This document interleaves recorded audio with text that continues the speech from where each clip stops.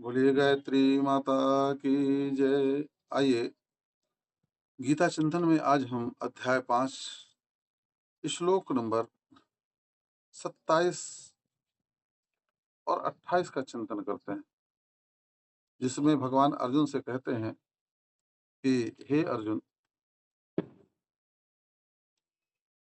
स्पर्शान कृत्वा बहिर्बाह्याश्चक्षुश्चैवान्तरे प्राणापानौ समो कृत्वा नासाभ्यन्तरचारिणौ हितेन्द्रिय मनोर्बुद्धिर्मुनिर्मोक्ष परायणः विक्तेच्छा भय क्रोधो यः सदा मुक्त एव सः। हे अर्जुन, ऐसा व्यक्ति जो आत्मपरायण है, जो बाहर के विषयों को बाहर ही छोड़ करके उनका चिंतन नहीं करता है और अपने प्राणापान को सम कर लेता है प्राणायाम के द्वारा। अक्सर आप देखेंगे आपकी वायु जो है नासिका अक्सर एक तरफ की चला करती है, एक स्वर चला करता है। मगर प्राणायाम के द्वारा जब हम दोनों जो है नासिकाओं से समान वायु जब आने जाने लगती है, उस समय पर हमारा मन जो है शांत होता है और शांत मन में ही भगवान का चिंतन होता है और इसी प्रक्रिया से ही जो है व्यक्ति अपनी इंद्रियों, मन और बुद्धि पर विजय प्राप्त करता है। तो ऐसा व्यक्ति जो है मोक्ष परायण मुनि इच्छा भय और क्रोध से रहित जो हो जाता है, वह समझ लो वह इस संसार से मुक्त हो गया। मुक्ति और बंधन कहीं और नहीं है। मुक्ति और बंधन केवल हमारी आसक्ति है।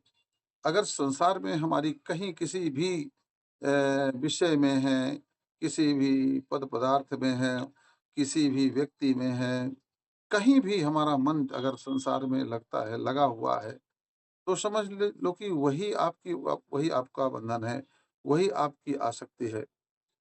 और जो ज्ञानी लोग होते हैं, साधक लोग होते हैं, वो संसार का चिंतन नहीं करते। वो तो अपने आत्मारामी होते हैं। वो सत्य का चिंतन करते हैं।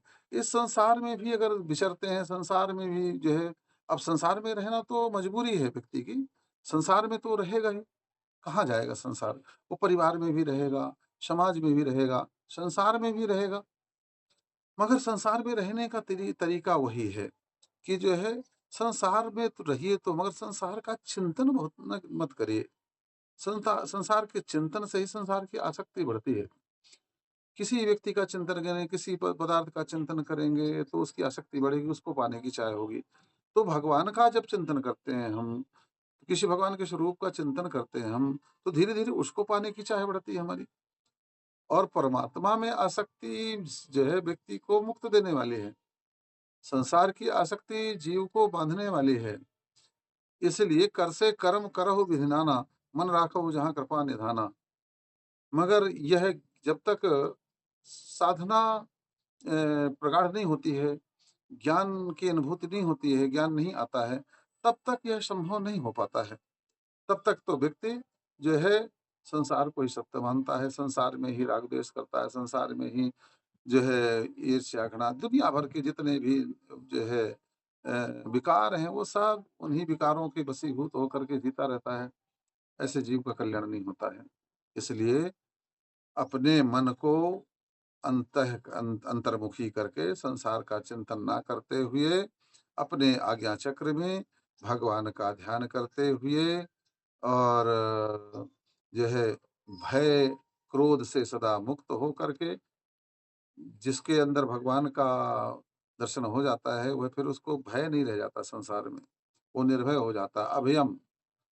तो निर्भय होकर के क्रोध जैसे विकारों को जो है जीत करके और वही व्यक्ति मोक्ष को प्राप्त करता है। बोलिए गायत्री माता की